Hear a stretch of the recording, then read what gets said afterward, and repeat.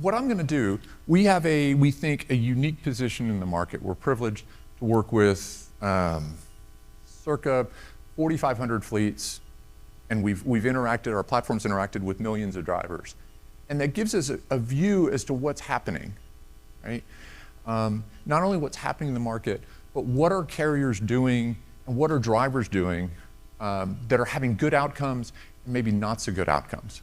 And so the goal is I'm going to share some of this data with you this morning, and hopefully with the idea that, as Kevin and Nick mentioned, walk away with some really practical things of, oh, here's some ideas of what we could be doing. Right? Here's the things that are going on in the market, maybe a little bit better context, and see where that takes us. Okay, strap in. So I'm full disclosure, I like data more than like an average human should really like it, right? So I apologize if some of these slides are a little bit eye test-like, but stick with me and I'll try to sort of paint the narrative of what we think the data is telling us. So, the first thing is, okay, well, how many drivers are in the market? How active is the driver market today? And so what we did is we look at it on what we call a same-store sales basis. And so what we did is we said, okay, let's take all of our fleets that have been active on the platform from January of 22 through the end of July, just through Monday. And we said, okay, take all their lead applications in January 22 and all their full applications, January 22, call those 100. Those are the two lines. Right? The black line is the number of leads. Blue line is the number of full applications, full IntelliApps, IAs, Tenstreet speak a little bit. And the idea is to say, okay, if January 22 is 100, where are we today? Right? Same clients, same carriers, same ballpark price, same driver requirements, same sort of job hiring. And what we're seeing is, leads are up compared to, again, January 22 is a baseline. Lead applications are up 20% on a per fleet basis. And applications are up, full applications are up nearly 30%. So it's probably in the department of blindingly obvious insights. Right? A lot of drivers in the market, a lot more availability. And probably not news to really anybody in the room. What's additionally interesting is if you look at that, where the blue line crosses the black line in the shift, not only are there more drivers in the market than there were, this time last year or even earlier, those drivers are more motivated job seekers. The percentage of those drivers that are seeking out and going deeper into the process is much, much higher. This is indicative of drivers who are hungrier than they were before in terms of finding that next opportunity. Again, probably not terribly newsworthy headlines there, right? In terms of, hey, there's a lot of drivers in the market. So where do we think it's going forward, right? Where do we go from here? And what we found is that the best way to think about, okay, how busy was the market as it shifts from month to month? What kind of what's the seasonality? Where do we look going forward? And so what we look at is, what this chart is there's three colors for each month over the last couple of data over the last couple of years. The gray bar is pre-pandemic, the average of pre-pandemic for the last couple of years. The blue bar is pandemic, 20 to 22, and the red bar is what we've seen happen so far in 23. Now the height of the bar is what is the month-over-month change in the number of IntelliApps per business day, which is an absolute mouthful, and I apologize. Right?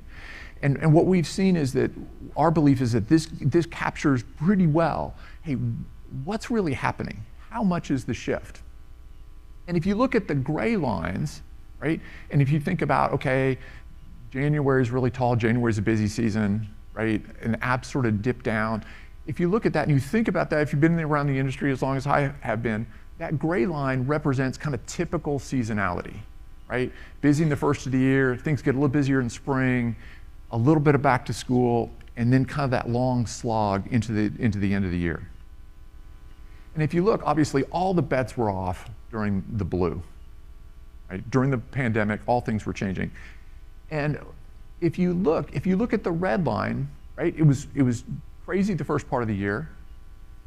If you look, April and a little bit into May, it kind of looked like we were getting back to normal seasonality. The gray bar and the red bar kind of looked like they were heading the same way. Like there's a little bit of a return to normality. The last couple of months, though, if you look at June and July, really, really different from what we're seeing. So this is a long, really winded way of saying I don't have any view as to what happens into the next. Is there seasonality shifting? Are we going to get back to sort of a pre-COVID time? What that driver availability picture is going to look like in the second half of the year, I think is an open question. What's interesting though, and it's not on this chart, is what the shift has been, or more importantly, the lack of shift has been in time of day, day of the week. We see about 54% last month of lead applications came in after hours and after hours and on weekends. And about half the full applications came in after hours and on weekends. And that has been this kind of the same and the constant. And the number of applications that get engaged, get hired, is about half for after hours applications as during working hours. But interestingly enough, if you look, and driver quality is touchy. I've heard from a lot of clients, the driver quality of drivers on the market today isn't very good. And so being data people, we go back and try to look at the data. And it's tough to measure objectively driver quality. But when we look at the things that we can measure from the applications, number of terminations, number of employers, number of accidents, number of violations, those sorts of things. Across the board, after hours applications are just as good, if not better. They're probably, by category, somewhere between 7 to 10% better than business hour applications. And that pattern has stayed the same even while the volume of applications is going up. It tells us, hey, the appetite for drivers moving it's amplified based on pre-pandemic levels, and it's shifted relative to pre-pandemic levels. When we see drivers in the market, one of the questions we always ask, or I'd always asked historically, is, are drivers moving away from something, or are they moving towards something?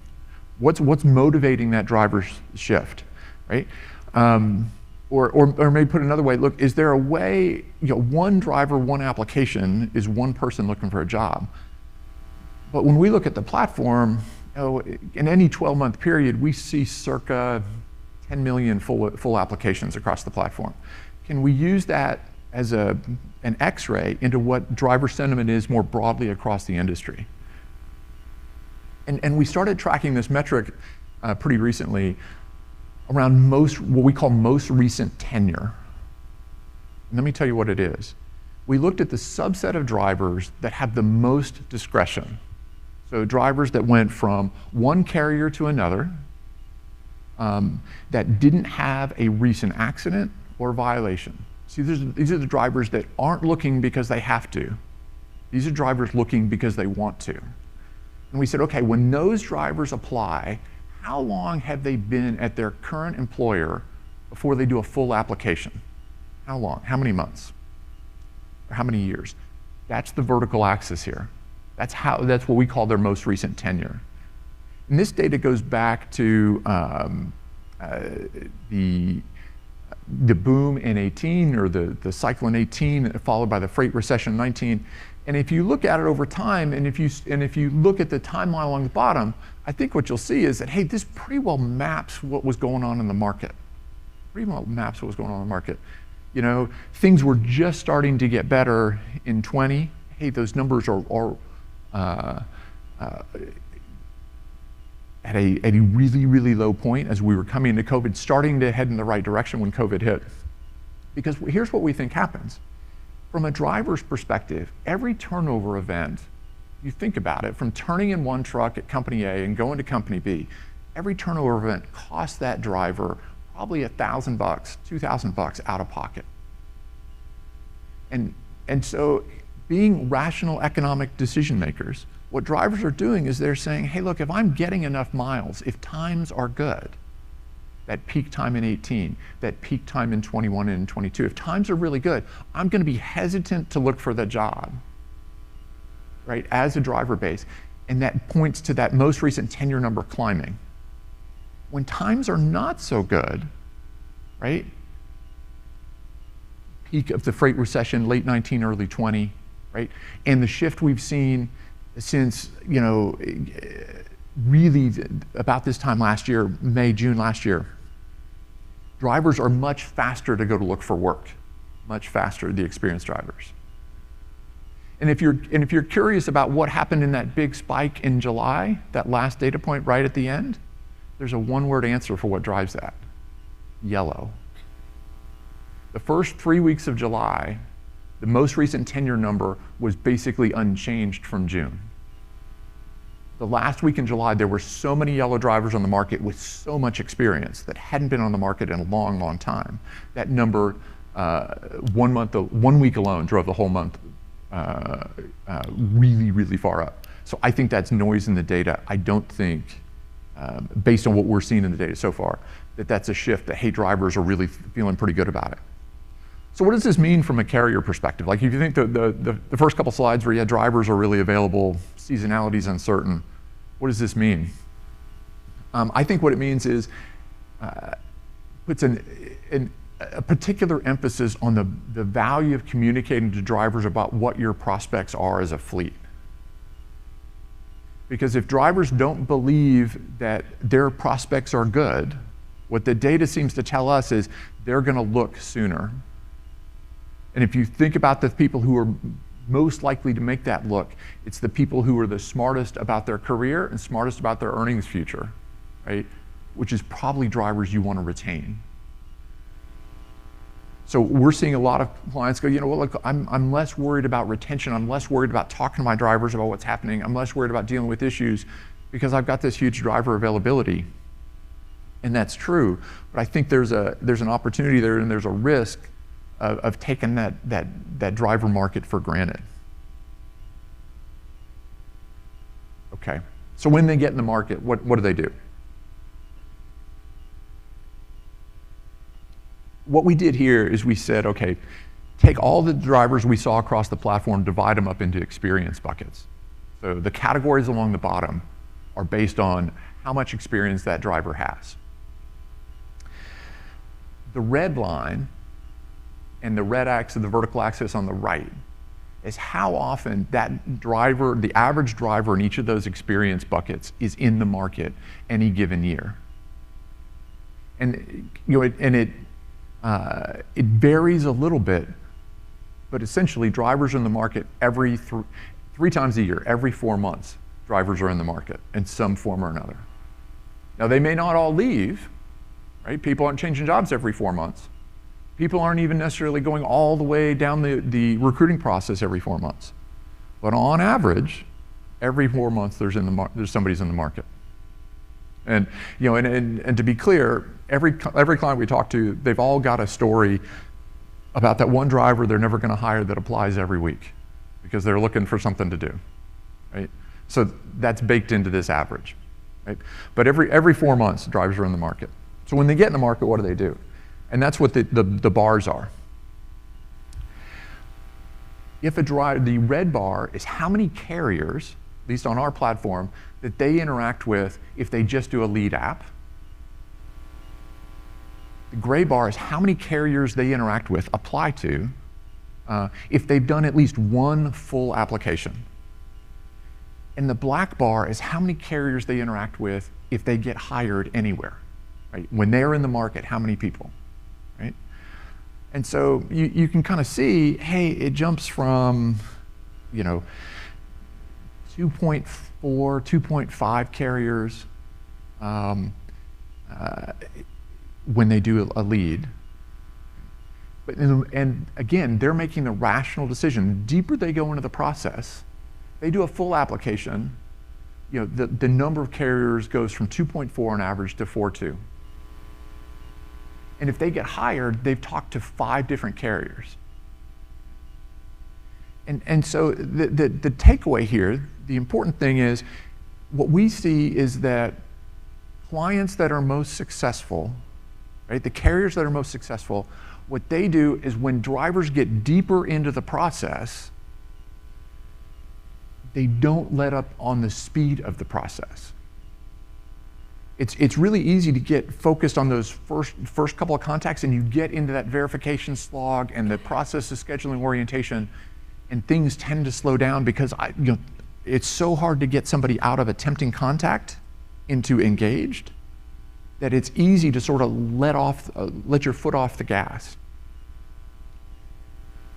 And intuitively, if you think about it in terms of a sales situation, if I am working with a prospective client and I get them down through the funnel, my inclination is the longer I've engaged with them, the less competition I have.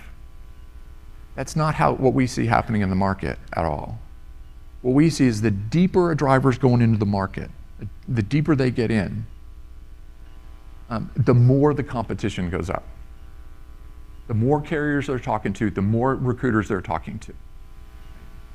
And what does that mean from a carrier perspective? What's the takeaway? Like, why the hell does this matter?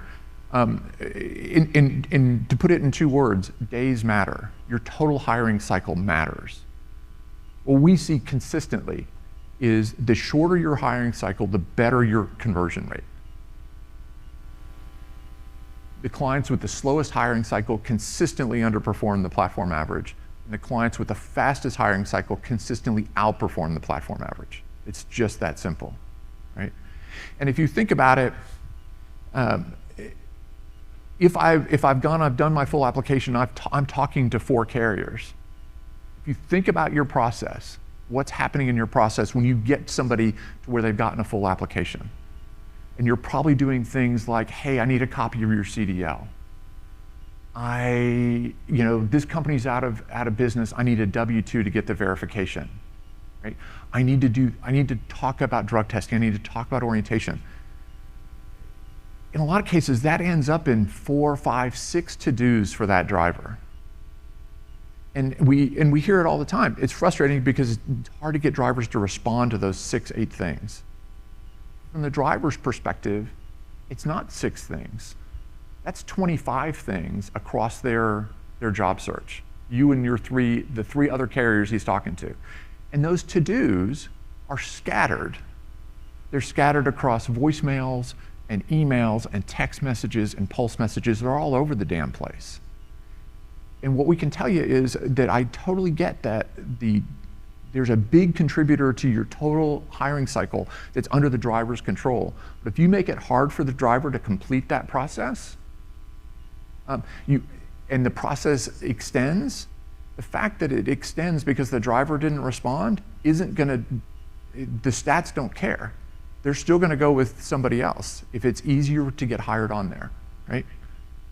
And so the takeaway is, man, think about what it takes to sort of take days out of your process. Okay. So I'm certainly not trying to make this a commercial for Tenstreet services, but I think this is illustrative in terms of the right tool for the job. So we have a driver app called Pulse. It's used by a lot of drivers. About 1.25 million drivers a year are on the app. Growth on the app is really strong, and we think it gives us insight into what's effective. And when we try to think about what differentiates between the most effective and maybe less effective recruiting operations that we work with, right? Everybody talks about hire rate, and that's important. But we also like to think about engagement rate. And what we use for engagement, when we try to measure engagement, what we use as a proxy is, did a carrier run a background check? Because if you ran a background check, the odds are really good that the driver called you back, and that the recruiter decided, hey, this is worth spending $10 or $15 of real money on this driver. And the driver's at least nominally qualified. We think that's a pretty good metric. And so what we looked at is we said, okay, of all the applications that come into the top of the funnel, what percentage of the drivers are engaged and hired? That's what this chart shows. That's what the height of the bars indicates. The red is what percentage of drivers are getting engaged, what percentage of drivers are getting hired. And this is data for Q2 of this year, so through the end of June. And the hiring rate across the platform was circa 2.6%. All these stats are platform-wide. Your mileage may vary. There's a whole lot of different status sourcing strategies that drive this number up and down. And so maybe if the absolute numbers don't resonate with you, don't worry about it. Think about the directional stuff is really the point. And what we're seeing is that when recruiters use the Pulse tool to engage with drivers, they're sending that driver a Pulse message, they're requesting data off Pulse. They are relative to SMS, to sending them a text message, they're 70% more likely to get the driver engaged. You're 40-ish% more likely to hire the driver. Well, why is that? Right? Why is that? And what does that tell us? What can that tell us about sort of recruiting in general? And here's what we think. I know when I look at my text messages and I pull up, I've got messages in there from random group texts. In my case, it's please for money for my children. Things from work, DoorDash orders, whatever, right? Just this mix of things. If you send a driver a text message, it is intermingled with the rest of their life. It's hard to get their focus, and it's hard to get that engagement. Now that said, it's a hell of a lot better than email. It's a hell of a lot better than nominally better than doing nothing. But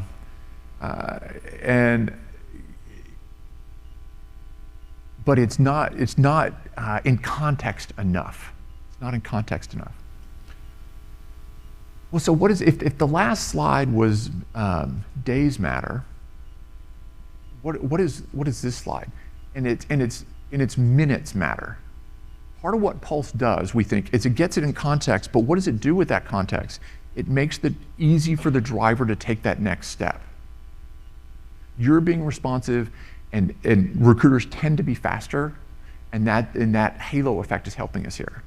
Right? And so I think the message here is that just like when I said, hey, overall hiring cycles indicate a higher hiring rate, responsiveness to individual drivers is also really, really key. It's less important right now, today in July, than it's been historically, given the overall driver availability. But the larger point, if you think about this being a business cycle and this will end, there will be a driver shortage and it will become more important. Carriers that respond to drivers, inbound applications within 5 minutes of application receipt, are 20-25% more likely to hire those individual drivers than if they wait 2 hours. The spread is substantial and real, and it gets at the same thing I think this slide's getting at, that says, okay, hey, how do I engage? Right? How do I make it easy for the driver? Well, if you think about how often a driver's in the market, one of the things that we were really curious about is how do drivers and carriers sort of connect sort of across the course of a year? And so what we did is we took the same categories of drivers, that's that bar on the left, which really this is one of these magic eye things, I think, if you just unfocus your eyes for a moment. I'm just kidding, it's really not. It's just an awful, awful chart. But the height of the bar on the left represents, here's all the drivers on the Tenstreet platform. It's hard to know how many drivers are still active. There's 10 or 15 million drivers in there. I think we see across the platform any given year 3 or 4 million discrete individuals. based on experience level. And you say, okay, well, over their course of their career, how many carriers have they applied to? How many carriers have that driver's data? And this is where the sort of the blinding lines sort of across connecting carriers and drivers come in. If you look, an average 1 to 3 year experienced driver, so somebody who's just barely out of CDL school, they've applied to 14 carriers. Their data is in 14 carriers' accounts in our platform. If you go up to 3 to 5, that goes to 16, 6 to 10, it gets to 18 carriers. The most experienced drivers are talking to 24 carriers. 24 carriers. And we introduced a feature in the Driver Pulse app about this time last year. That's one of the most frequently used features. And we call it application transparency. In the app, I think it's labeled something like, how did my data get here? Right? Think about it, if you've talked to 20 carriers, it's pretty easy to forget, well, how did this guy get my data? And it's especially easy for drivers to get confused if they went to driving school 3 years ago, their application got sent to 10 carriers, and then 2 of those carriers went out of business and got bought by a 3rd carrier, and they inherited all the data. How did you get my stuff? So the way the app works is we're completely transparent. We're going to say, here's everybody who's got your data and how they got it. Right? So they're connected to all these carriers. But the interesting part from a recruiting standpoint is how many messages those carriers send to drivers. The most inexperienced drivers in the 1 to 3 bucket, they get a message, an inbound message from a carrier every 2.5 days. Every 2.5 days.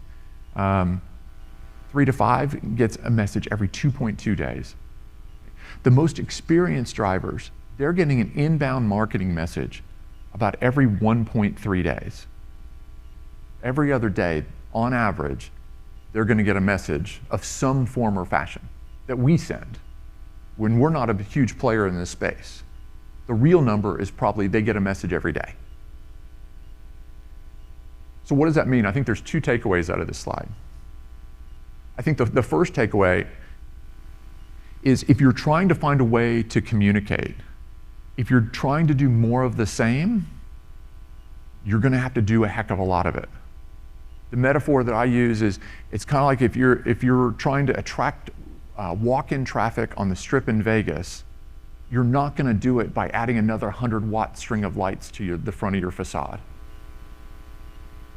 They're already getting inbounds every day or every other day.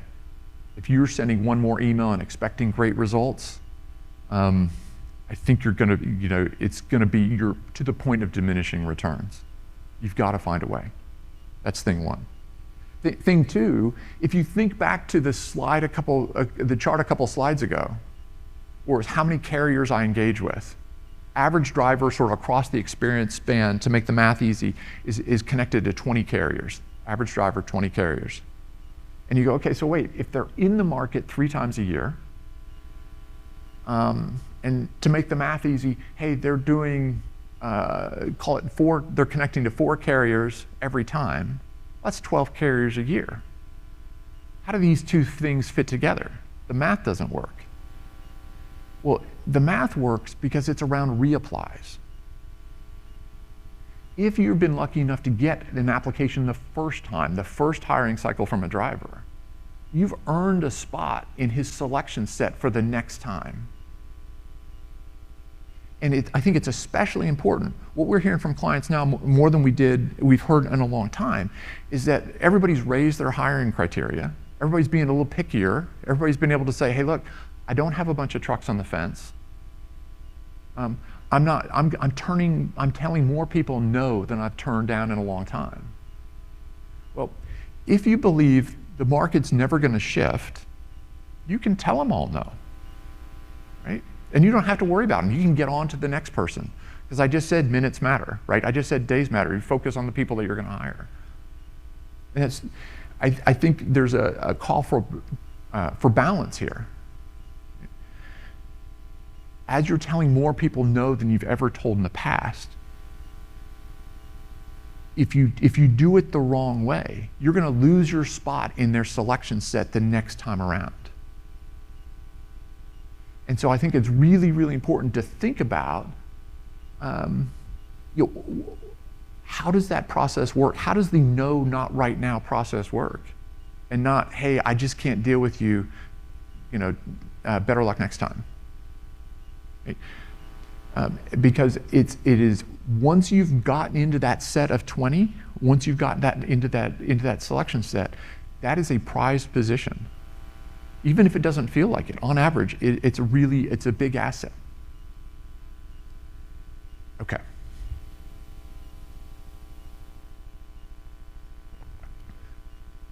For those of you who don't know, the way the Intel app works, our full application, is we give drivers the ability to pre-populate their application with data stored elsewhere on the network.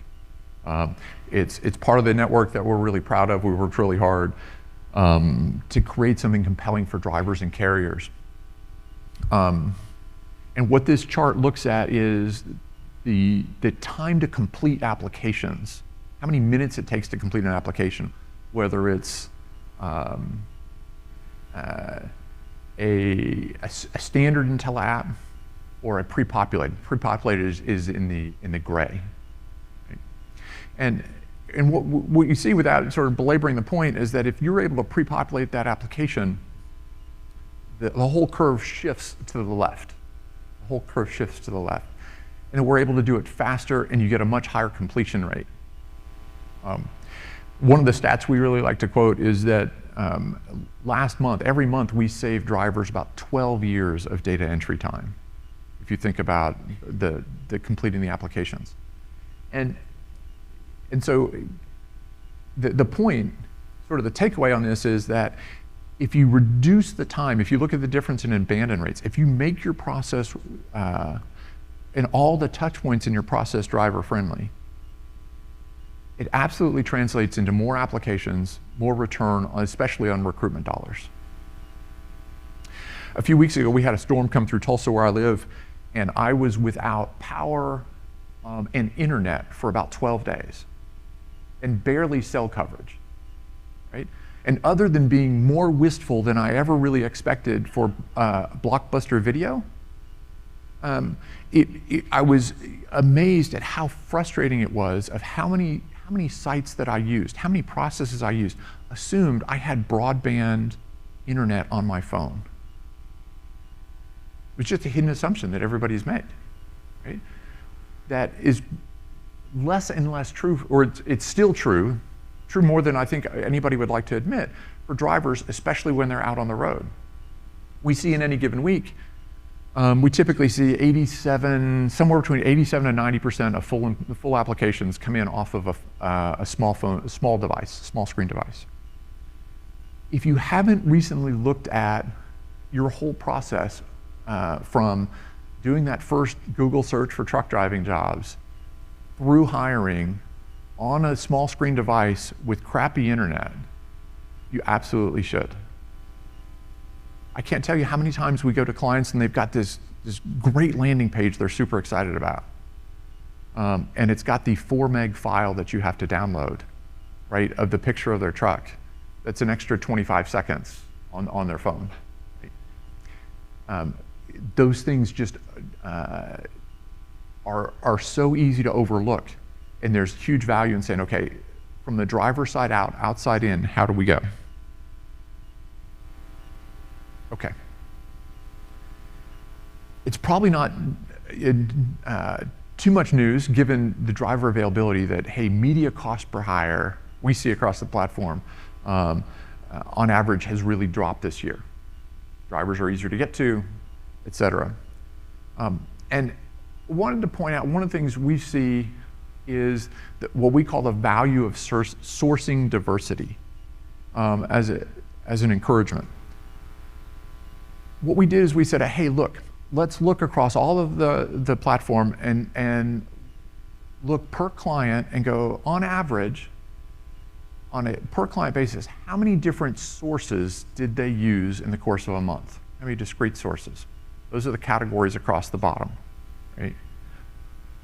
And then we said, okay, let's quantify how many IntelliApps they receive per truck per month. Per truck per month.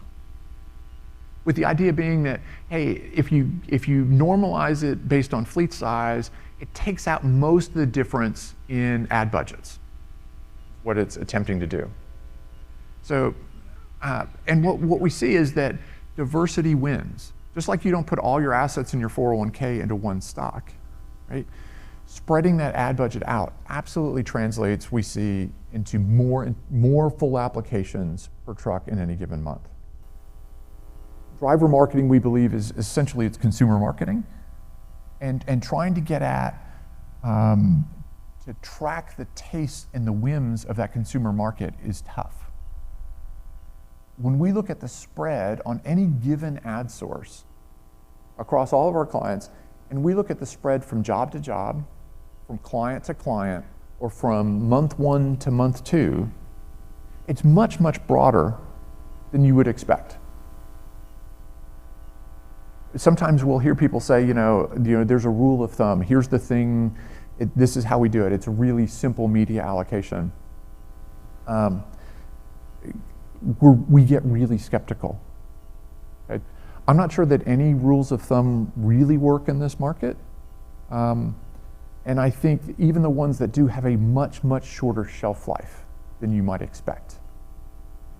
And so what the data seems to tell us is there's a huge return on experimentation. Spread your bets, put enough things out, double down on what's working, but don't be blind to say what's working this month is always going to work. I think if the freight market starts to turn, net registrations stay negative, there's and we start to see a return to a better freight environment late this year, early next year, the value of that diversity continues to go up. Okay, last slide. We do a lot in safety, and we do a lot of things around sort of post-hire. And what we're interested in is what's the interrelationship between safety and sort of supporting products. And what we found was an interesting, to us, a correlation. And what we looked at is we said, okay, so for clients we're doing CSA monitoring for, how many CSA violations per quarter per truck are they getting? That's that first category. That's the average that we see across the platform. And we said, well, what happens if they're using our insights retention tool? Well, wow, you get about a 15-20% decrease in the number of violations, right? We see the increased retention, that's great, but it's surprising to us that you say, hey, you get better retention, you get better safety results as well. What happens if you're doing CSA insights and MVR monitoring? Things get even better. Well, that's weird. Why would that, I guess if drivers know they're being monitored, hey, you're sort of enforcing it. Then we said, well, look, we also do some stuff in fuel, and what of our clients that are using all these services, what happens? Well, it's a smaller sample size, and there's clearly some self-selection. What we're seeing is we see even better results. And so I think the takeaway here is the more holistic you can be around your touch points post-hire, safety and retention together, what we see is the better coordinated those efforts are, that translates into not only demonstrably better safety results, but also much better retention as well.